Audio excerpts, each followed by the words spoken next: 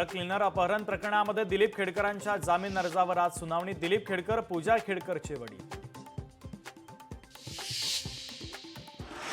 पुणे पोलिसांनी गुंड निलेश घायवळ भोवतीचा फास आवळला। घायवळच्या नावावरील मालमत्तांची आता चौकशी होणार। अनधिकृत बांधकाम आणि मालमत्तांची चौकशी केली जाणार।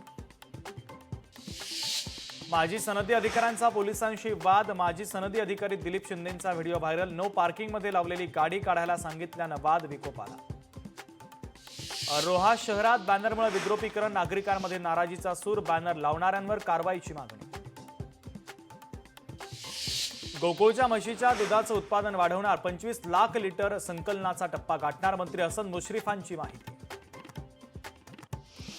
पालेभाज्यांचे दर घसरले तर फळभाज्यांच्या दरामध्ये वाढ, भाजी विक्रेत्यांची माहिती।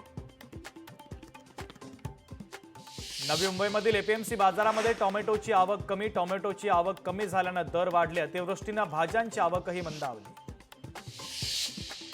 भंडाऱ्यामध्ये ऊस उत्पादन कोसळलं। साखर कारखान्याच्या उदासीन धोरणानं उत्पादन कोसळलं। 50% पेक्षा कमी ऊसाची लागवड।